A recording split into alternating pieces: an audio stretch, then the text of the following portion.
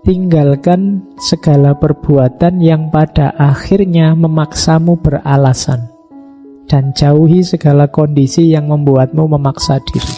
Mengaji Hening bersama Dr. Fahrudin Faiz. Mari kita simak. Baik, kita mulai ngaji kita. Malam ini ketemu Imam Al-Haris Al-Muhasibi. Mungkin teman-teman yang belajar tasawuf sudah pernah mendengarkan nama beliau, orang ini, Imam Haris Al-Muhasibi. Beliau ini pamannya juga gurunya Imam Junaid Al-Baghdadi. Nah, sekarang kita belajar muhasabah.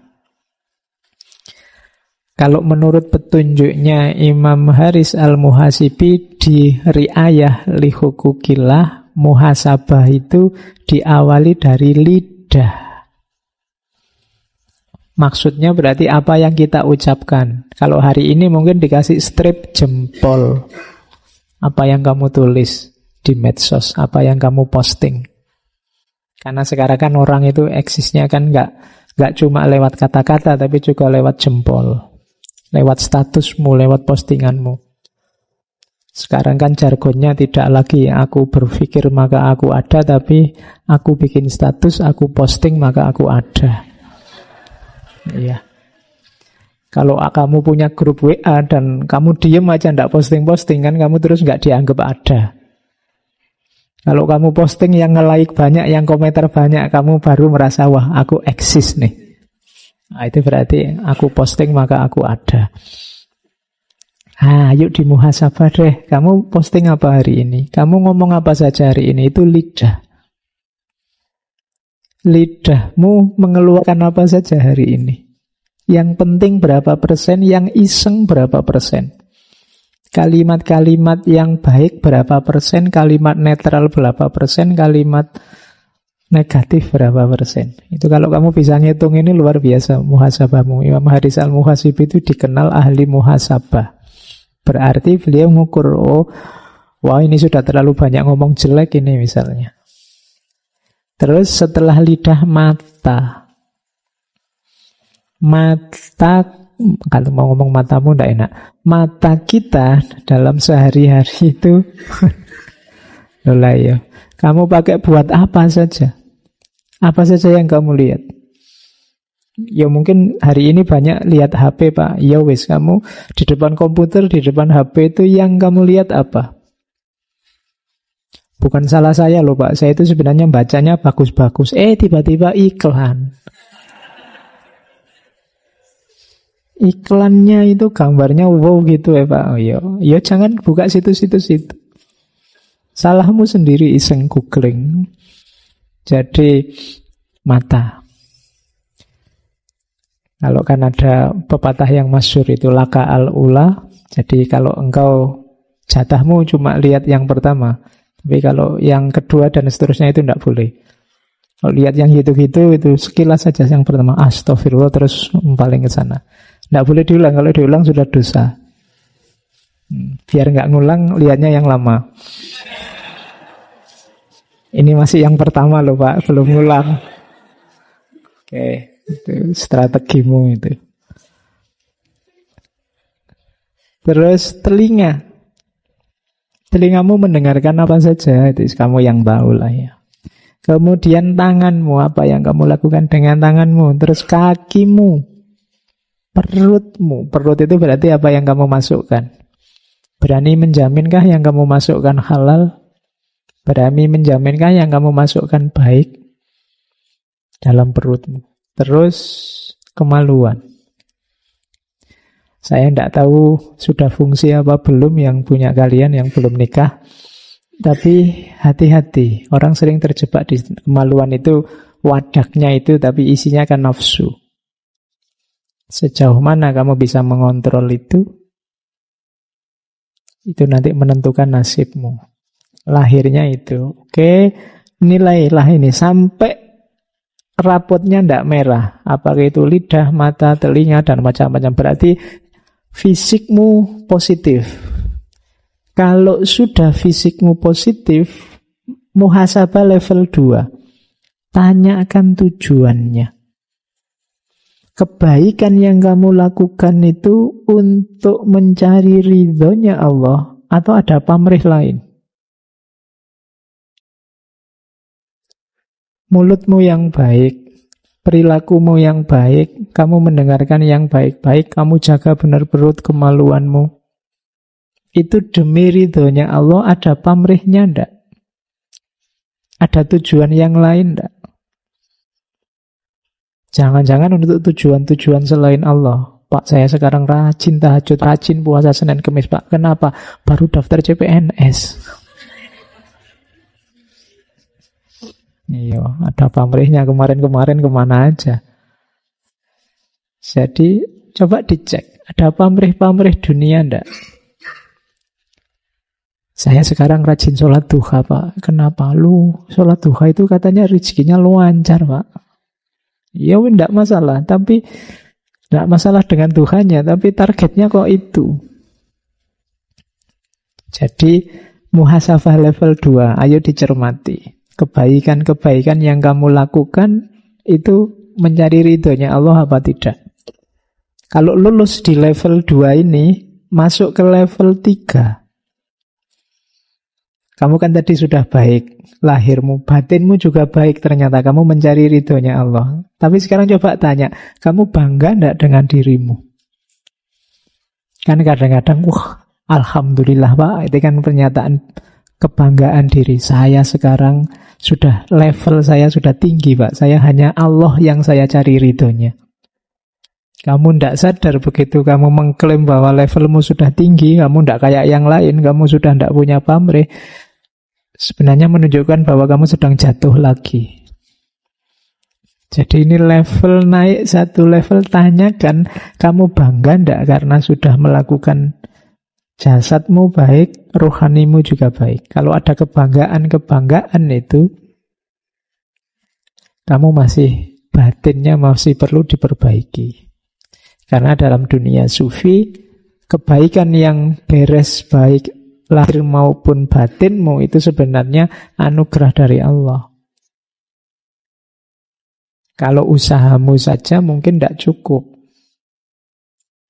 Makanya kalau sudah sampai level itu, kamu tanyakan di level selanjutnya, adakah perasaan bahwa keberhasilan itu karena usahamu saja atau karena bantuan dari Allah? Kalau sudah beres semuanya, termasuk apakah motivasi itu hanya Allah saja beres, hati-hati dengan yang terakhir itu. Apakah semua itu membuatmu merasa mulia? Saya ini rasanya dimuliakan oleh Allah Pak. Hidupku lancar, nyaman sejak kecil. Ini rasa ini juga hati-hati. Saya ini sekarang derajat saya kelihatannya sudah lebih tinggi Pak dari kemarin. Itu hati-hati. Teman saya itu Pak susah hidupnya, saya itu loh enak lancar. Berarti saya ini mulia sekarang ini. Hati-hati. Jadi jebakan-jebakannya ada di situ. Jadi ini jadikan rumus untuk muhasabah. Coba dicek mulai fisik satu-satu. Kalau beres semua ditanyakan, ini hanya untuk Allah saja atau tidak. Kalau sudah beres, coba tanyakan lagi, kamu bangga tidak dengan yang kamu lakukan? Merasa itu hasilmu sendiri atau anugerah dari Allah? Kalau ini sudah beres, enggak kok, saya itu enggak kuasa apa-apa, Allah yang menolong. Kamu merasa besar, merasa penting, merasa mulia enggak dengan makommu yang semacam itu? Begitu ada rasa itu, ya kalau pertandingan kamu kena diskualifikasi. Tidak jadi mulia di depan Allah. Ini namanya muhasabah. Mungkin kita tidak bisa sampai level tinggi, ya pelan-pelan. Sampai level 1 saja luar biasa sudah. Lidah terjaga, mata terjaga, telinga terjaga. Terus naik ke level kedua yang hanya ridhonya Allah. Kalau sudah begitu, semua kebanggaan kita sirnakan, diyakini bahwa segala yang terjadi adalah anugerah dari Allah. Dan meskipun begitu, tidak perlu ada rasa bahwa aku ini mulia, aku ini istimewa, aku ini penting, dan seterusnya. Nah, itu caranya muhasabah.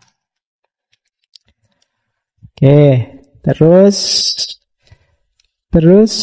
dalam dunia tasawuf banyak sekali lintasan-lintasan batin, lintasan pikiran yang kita harus hati-hati. Saya tadi bilang, kepala kita ini kan rame terus. Hati kita juga rame terus. Bisikan itu macam-macam pating seliwer. Mampir selalu, kadang kita tidak sadar, kadang kita sadar. Katanya Haris Al-Muhasibi, hati-hati. Kalau ada bisikan harus kita deteksi itu suaranya nafsu, suaranya setan, atau dari Allah. Jangan dicampur-campur. Kalau nafsu itu biasanya sifatnya godaan. Kalau setan biasanya sifatnya tipuan. Ya, kalau dari Allah biasanya hidayah, petunjuk ke arah kebaikan. Jadi nafsu itu biasanya isinya godaan untuk pemenuhan hasrat, keinginan.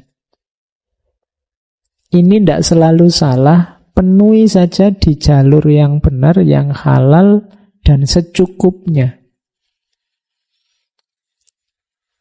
Makan misalnya harus dipenuhi, tapi secukupnya saja, jangan berlebihan. Minum juga begitu, termasuk hasrat seksual. Penuhi di jalur yang benar, yang halal, dan secukupnya saja, jangan boros. Karena hal-hal yang sifatnya nafsu ini, biasanya kekurangan atau kelebihan, itu nanti sifatnya merusak. Makan tidak terpenuhi itu merusak. Kebanyakan makan juga merusak. Makanya ilmu tata nafsu dari para ulama akhlak seperti Ibnu Miskawah itu diberi patokan, rumusnya adalah jalan tengah. Tidak penakut, tidak nekat, tapi berani, jalan tengah. Karena memang bisikannya nafsu itu. Biasanya menggoda kita untuk memenuhi. Pak, saya kan normal, Pak, makanya saya... Iya, normal sih normal, tapi penuhi di jalurnya yang benar. Karena begitu kita melenceng jalur, kita akan merasakan sengsaranya. Yang kedua, setan. Kalau setan ini tipuan. Cirinya tipuan itu barang jelek yang kelihatannya baik. Ditampakkan atau dibisikkan ke kita bahwa itu baik, itu normal, itu tidak masalah. Itu suara-suara semacam ini sumbernya dari setan. Tidak apa-apa, itu pacar-pacarmu sendiri, kalian kan sudah saling cinta, kan sudah janji sehidup semati, tidak apa-apa sudah. Masa berapa tahun dapatnya cuma kirim salam sama titip WA misalnya. Yo, nyarilah untung dikit-dikit misalnya. Itu bisikannya setan. Tidak apa-apa, kamu itu manusia yang normal kok. Kan lawan jenis toh berarti normal, tidak apa-apa. Lebih bahaya kalau sesama jenis. Nah, kalimat-kalimat kayak gini kalimat tipuan. Kalau ada temanmu kok menasehati begitu, berarti dia jenisnya. Iya. Jadi dia mencarikan dasar bahwa yang salah itu sebenarnya benar. Tidak apa-apa, nyontek aja. Kalau tidak nyontek, kamu nanti tidak lulus loh. Dosennya kejem itu, killer itu. Kalau tidak nyontek, kamu tidak lulus-lulus. Kalau kamu nyontek kan nanti nilaimu bagus. Birrul walidain itu. Orang tuamu senang, lu membahagiakan orang tua itu pahalanya besar loh. Yang kayak gini-gini jenisnya setan. Jadi hati-hati. Yang jelek-jelek ditampilkan sebagai baik. Perhatikan dan ikuti saja dengan serius lamhat bisikan-bisikan dari Tuhan. Itu di antara jalan komunikasi kita dengan Allah itu antara lain pengetahuan ilhamiah. hidayah kalau bahasa kita sering hari ini. Jadi ada kalimat selanjutnya, bisikan Tuhan itu sejalan dengan akal sehat, bisikan setan itu sejalan dengan hawa nafsu. Jadi rumusnya seperti tadi ya, kalau nafsu itu godaan, kalau setan itu tipuan, kalau Allah, kalau Tuhan itu hidayah, mengarahkan untuk keridhaan dan kebahagiaan. Oke, selanjutnya, hati-hati dengan godaan setan yang menjerumuskan kita untuk putus asa. Ini sering terjadi karena kita merasa banyak dosa, karena kita merasa tidak dekat dengan Allah, akhirnya kita putus asa dari rahmatnya Allah. Kita merasa bahwa, wah berarti tidak mungkin tadi dari depan sampai ke belakang ngaji itu rasanya kok tidak ada yang aku sama sekali. Berarti aku ini sudah rendah sekali, berarti aku ini sudah jelek sekali. Terus kita hampir saja putus asa. Jangan salah, bisikan semacam itu dari setan juga. Hati-hati, tepislah, katanya Imam Haris Al-Muhasibi, jawablah begini. Orang seperti aku sangat pantas merasa takut. Kalau bukan karena Tuhan menghendaki kebaikan untukku, Dia pasti tidak membuatku mengingatnya. Kalau tadi kita merasa, wah saya ndak semua yang depan itu Pak, berarti saya sangat jelek saya itu Pak. Lu ndak. Allah memberi kita kesempatan untuk belajar Imam Haris Al-Muhasibi, belajar yang nuntun kita untuk mengingat Allah. Berarti memang Allah mengarahkan kita untuk dekat dengannya. Jadi berarti ini kan semacam rezeki, ilmu itu kayak rezeki. Kita malam ini diberi rezeki wawasan-wawasan dari Imam Haris Al-Muhasibi tentang mengingatnya. Berarti Allah semacam mengingatkan kita, ingatlah aku. Berarti Allah masih peduli sama kita, maka kamu jangan putus asa. Jadi Allah masih mengingatkan kita, masih menunjukkan kita, masih menampakkan kita hal-hal yang utama, hal-hal yang baik. Berarti Allah masih berharap sama kita. Jangan putus asa. Jangan mau dengan bisikan setan yang membuat kita putus asa. Karena takut akan siksanya, maka aku bertekad akan patuh dan tidak mendurhakainya. Betapa banyak dosa yang lebih besar dari dosaku yang Dia ampuni, dan betapa banyak aib yang lebih hina dari aibku yang Dia tutupi. Jadi tidak usah putus asa. Yang lebih parah darimu banyak, yang aibnya lebih besar darimu banyak, tapi diampuni oleh Allah, ditutupi oleh Allah. Kalau kalian kan aibnya kecil-kecil, tapi jumlahnya saja yang banyak, itu pun ditutupi oleh Allah. Berarti Allah masih sayang sama kita. Kalian kan yang lebih tahu rahasiamu yang ditutupi oleh Allah apa. Itu bukti bahwa Allah masih sayang padamu. Jangan putus asa. Buktinya apa? Aibmu masih ditutupi sampai detik ini. Aibku juga masih ditutupi. Kadang hanya kalian yang tahu, tidak ada orang lain yang tahu. Maka jangan putus asa. Berarti Allah masih sayang padamu, masih menginginkan kebaikan darimu. Nah, jadi tepislah bisikan-bisikan setan untuk putus asa. Oke, itu ajaran-ajaran utamanya. Ini sisanya saya ambil dari Risalah Al-Mustarsyidin.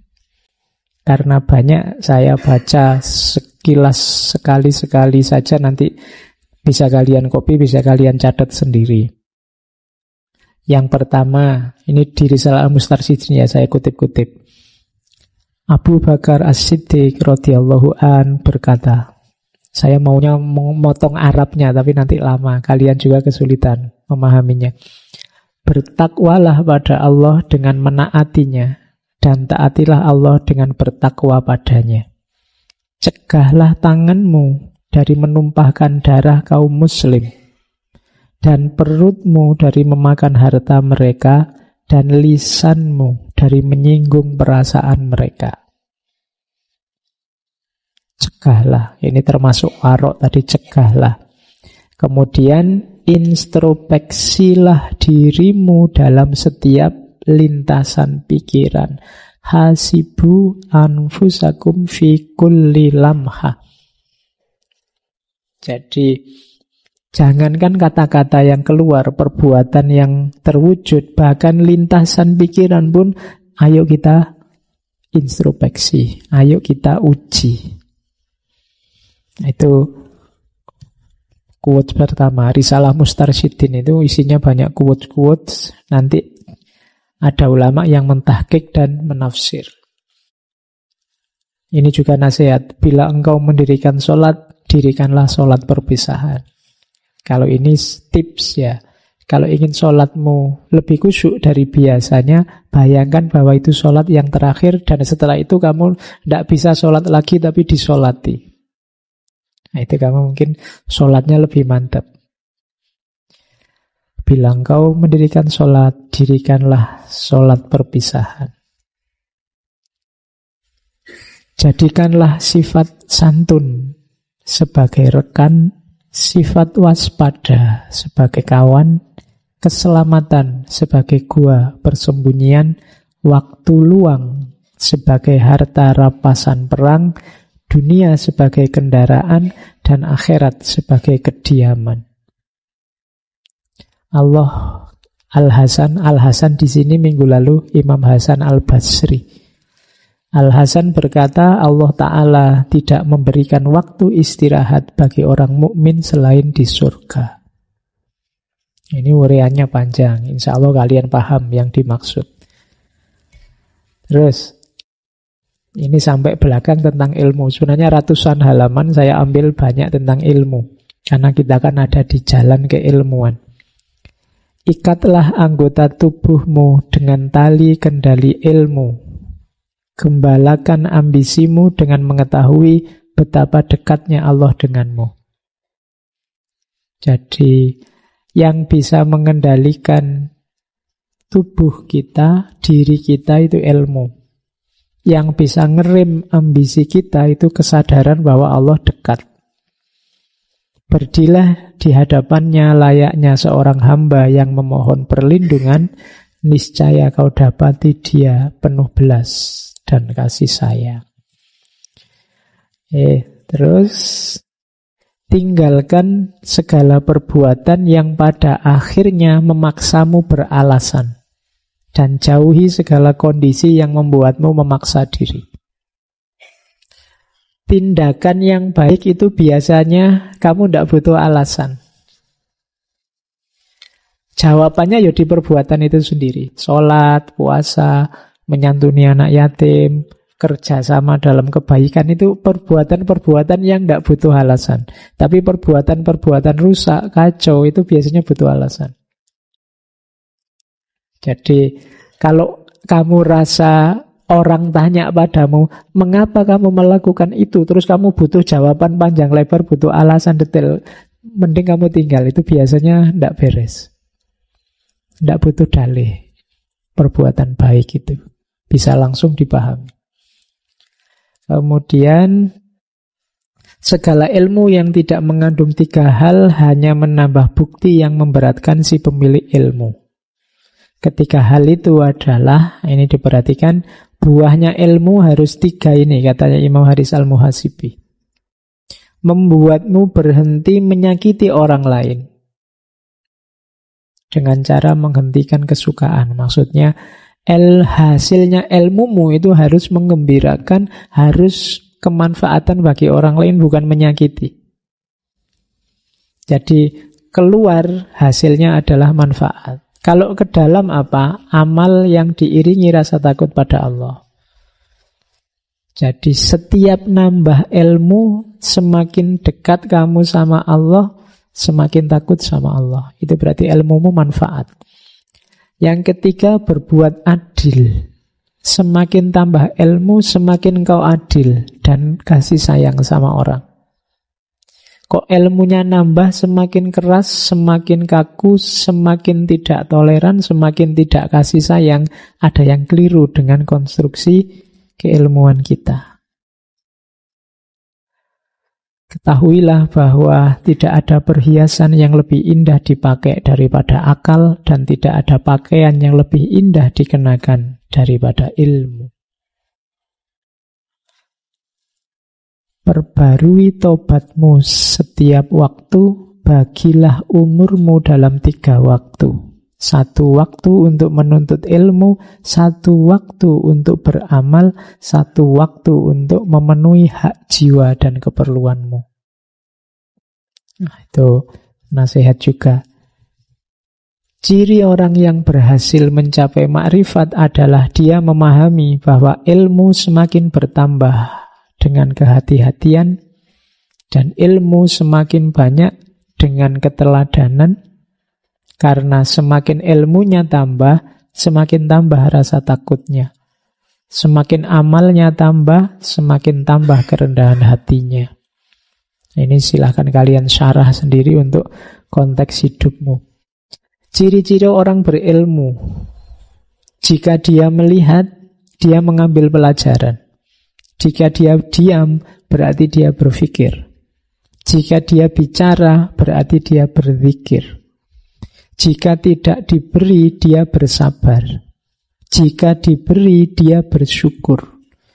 Jika tertimpa musibah, dia mengucap innalillah. Jika dikatai bodoh, dia tidak marah. Jika mengetahui, dia rendah hati. Jika mengajar, dia berlaku lembut. Dan jika diminta, dia memberi. Inilah ciri ulama. Kalian kalau milih-milih ustadz, milih ulama hari ini, coba cek ciri-cirinya. Dia orang berilmu yang sejati apa tidak? Cirinya itu. Oke.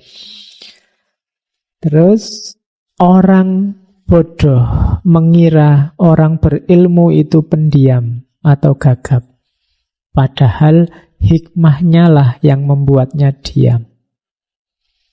Orang dungu mengira orang berilmu itu cerewet. Padahal nasihat demi Allah lah yang membuatnya bicara. Orang bodoh juga mengira orang berilmu itu hartawan. Padahal sikap menjaga kehormatanlah yang membuatnya tampak kaya. Jadi orang berilmu itu biasanya ada karakter namanya iffah. Iffah itu menjaga kehormatan. Meskipun tidak kaya, dia tidak akan minta-minta. Dia tidak akan serakah, tidak akan berhasrat pada dunia, pada pengumpulan harta. Maka sikap orang berilmu itu selalu sikapnya orang kaya. Dia tidak pernah mengeluh dengan kepemilikannya. Orang bodoh pun mengira orang berilmu itu miskin. Padahal kerendahan hatinya lah yang membuatnya tampak indah. Oke, ini anggapannya orang yang tidak ngerti tentang orang yang berilmu. Terus, akuilah bahwa Allah senantiasa berbuat baik kepadamu, mesti engkau melanggar perintahnya. Dia tidak marah terhadapmu, mesti engkau tidak mengingatnya. Dia menutupi aibmu, meski rasa malumu sangat kecil terhadapnya. Dan dia tidak membutuhkanmu sebenarnya, meskipun engkau sangat membutuhkannya.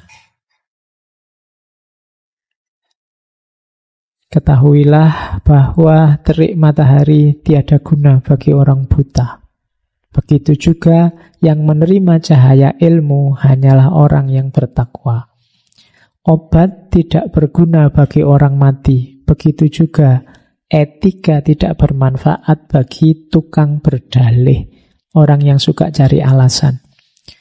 Hujan deras tidak berguna bagi bebatuan keras, begitu pula hikmah tidak akan berbuah di hati para pecinta dunia. Terakhir, ini cerita tentang sebelum Imam Haris al-Muhasibi meninggal, beberapa menit sebelumnya beliau berbisik pada Ja'far bin Abi Saur.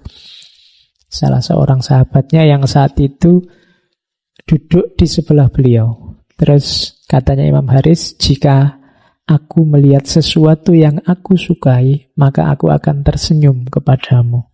Dan jika aku melihat sesuatu yang tidak aku sukai, kamu pasti akan melihat perubahan di mukaku. Kemudian akhirnya Ja'far berkata, Al-Muhasibi tersenyum sebelum meninggal dunia. Berarti beliau melihat sesuatu yang disukai. Nah, itulah kisah akhir hidupnya Imam Haris Al-Muhasibi, seorang sufi besar. Terima kasih sudah menyimak. Semoga channel Mengaji Hening bersama Dr. Fahrudin Faiz selalu bisa memberikan ilmu, motivasi, dan kebermanfaatan. Salam sehat dan bahagia.